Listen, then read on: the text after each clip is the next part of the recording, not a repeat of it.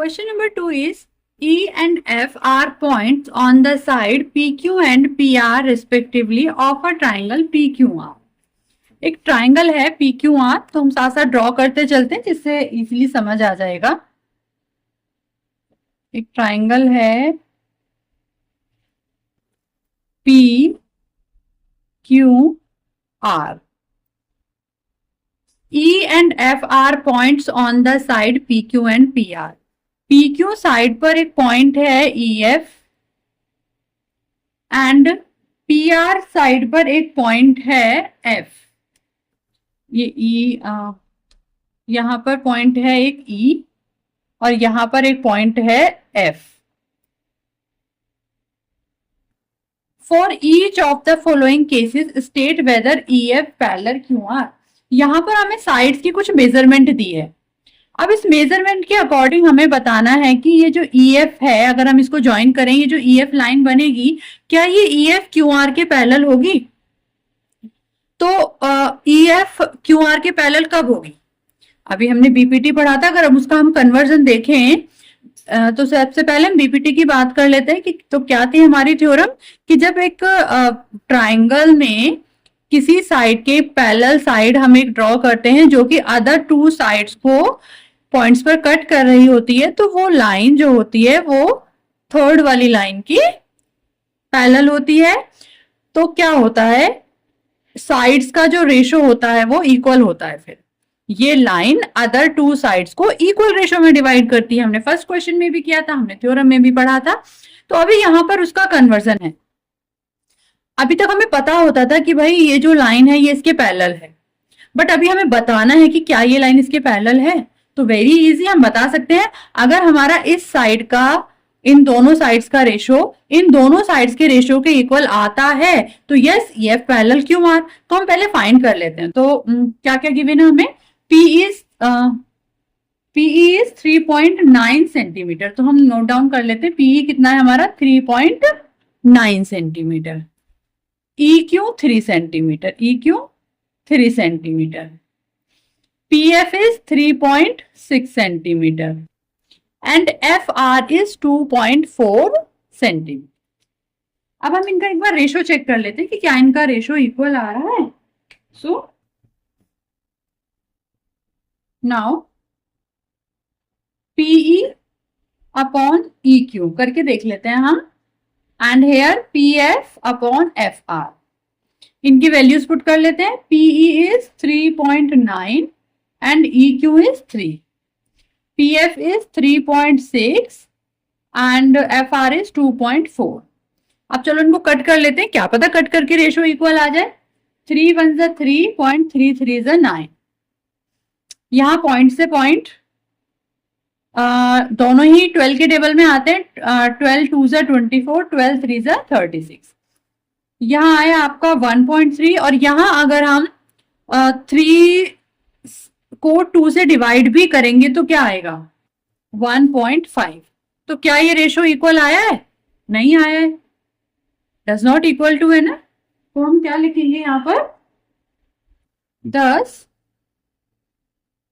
PE upon EQ does not equal to PF upon FR। Equal नहीं है ना, तो हम लिख देंगे therefore EF is not parallel to QR। यहाँ पे लिख लेते हैं हम therefore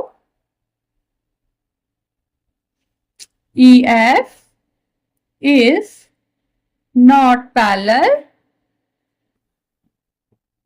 to QR।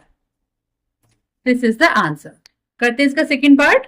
In second part triangle तो यही है हमारा, बट मेजरमेंट जो है साइड्स की वो थोड़ा डिफरेंट दी हुई है। तो हम पहले मेजरमेंट्स को नोट डाउन कर लेते हैं। यहाँ पर PE is 4 centimetre and QE is 4.5 centimetre. PF 8 centimetre and FR is 9 centimetre. तो फिर से हम इनका रेशो चेक कर लेते हैं। अगर इनका रेशो सेम आ रहा है दोनों साइड का तो EF पैरेलल होगी QR के। सो कर लेते हैं हम यहाँ पर। Here PE upon EQ is equal to P F upon F R. Check कर लेते हैं, पीई की वैल्यू पुट करते हैं हम 4 and E Q is 4.5। Here P F is 8 and F R is 9। यहां से हमने पॉइंट रिमूव किया तो यहां पर 0 आ गया। अब देखिए 40 एंड 45 दोनों ही 5 के टेबल में आते हैं, इसको कट कर लेते हैं। 5 8 जा 40, 5 9 जा 45। तो यहाँ पर आया 8/9 और यहाँ पर भी क्या है 8/9। तो यहाँ पर हमारा रेशो इक्वल आ रहा है। इट मीन्स ई एफ जो है वो क्यू आर के पैरेलल होगी। तो हम लिखेंगे since PE upon E Q is equal to P F upon F R, therefore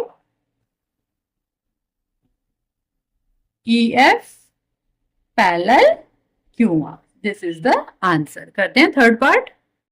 तो in third part PQ is 1.28 centimetre. PQ इस बार हमें पूरा दिया है ये, ओके पूरा दिया है। PQ is 1.28 centimetre. ये पूरा जो है हमारा 1.28 सेंटीमीटर है। एंड PR जो है पूरा ये भी कितना है हमारा 2.56 सेंटीमीटर है। ये हमारा पूरा PR। एंड PE ये इतना कितना है 0.18 सेंटीमीटर।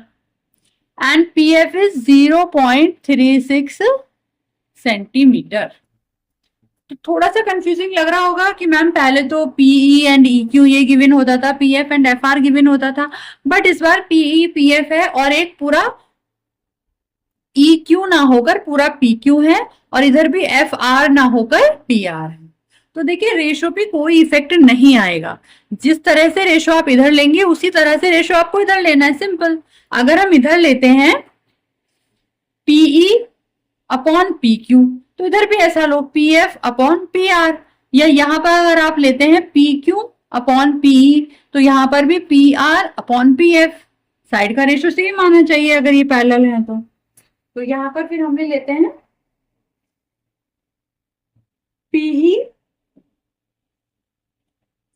अब आप ऐसे भी कर सकते हैं, अगर आपको कंफ्यूज नहीं होना है और आपको उसी तरह से करना है PE अपॉन EQ, तो चलिए EQ गिवन नहीं है ना हमें, तो EQ फाइंड कर लेते हैं। तो EQ हम कैसे फाइंड कर सकते हैं, देखो यहाँ पर क्या है, पहले इन जो साइड्स हमें फाइंड नहीं है इनको फाइंड कर लेते हैं। PQ इज इक्वल टू क्या है, देखो PQ को मैं ऐसे लिख सकती हूँ PE plus EQ, PE plus EQ। अब PQ मुझे कितनी गिवन है 1.28 और PE 0.18 प्लस EQ। अब यहां से मुझे EQ फाइंड हो सकती है 1.28 minus 0.18 is equal to EQ। तो जब हम इन्हें माइनस करेंगे 1.28 माइनस 0.18 तो हमारा आएगा 1.10। ये हो गया आपका EQ। ये निकल गई हमारी, कितनी निकली है इसको भी हम यहाँ पर नोट डाउन कर लेते हैं। आइए हमारी 1.10 सेंटीमीटर। ओके, ऐसे ही हम सेम इधर का भी फाइंड कर लेते। सो इसको भी हम ऐसे लिख सकते हैं कि PR is equal to PF plus FR। PR कितना था 2.56 is equal to PF is 0.36 plus FR। यहां से FR की वैल्यू फाइंड कर लेते हैं, इसको यहां पर सब्ट्रैक्ट कर देते हैं 0.36 और यहां पर FR। तो यहां से हमारा FR कितना निकल के आया है, यहां से FR आया है हमारा 2.20 सेंटीमीटर। तो इसको भी नोट डाउन कर लेते हैं हम, कितना है ये हमारा 2.20 सेंटीमीटर। अब हम अपना सॉल्यूशन देख लेते हैं, चेक कर लेते हैं। हम क्या चेक कर लेते हैं कि PE upon EQ is equal to PF upon FR, क्या ये इक्वल आ रहा है या नहीं। तो PE था हमारा 0.18 एंड EQ आया है हमारा 1.10 और यहां पर PF था हमारा, PF is 0.36 and FR is 2.20। तो देखिए यहां भी पॉइंट के बाद 2 डिजिट है, यहां भी पॉइंट के बाद 2 डिजिट है, यहां भी तो पहले तो हमने ये पॉइंट से पॉइंट रिमूव कर लिया यहाँ से, थोड़ा इजी लगता है जब पॉइंट से पॉइंट रिमूव हो जाते हैं। तो यहाँ बचा 18 अपॉन 110, यहाँ बचा 36 अपॉन 220। अब देखिए ये दोनों हमें कुछ ऐसा लग रहा है कि दोनों सेम टेबल में आते हो, और ये दोनों लग रहे हैं कि सेम टेबल में आते हो।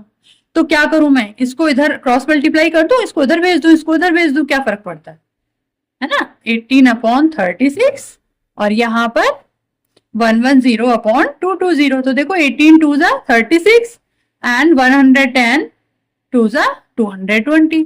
तो यहाँ पर भी हमारा कितना आया 1/2 और यहाँ पर भी 1/2। तो इसके बाद हम यहाँ पर लिख लेते हैं, यहाँ पर भी आया 1/2 और यहाँ पर भी 1 आया। सो यहाँ पर लिख लेते हैं hence EF parallel QR। This is the answer. I hope सभी को क्लियर हो गया होगा।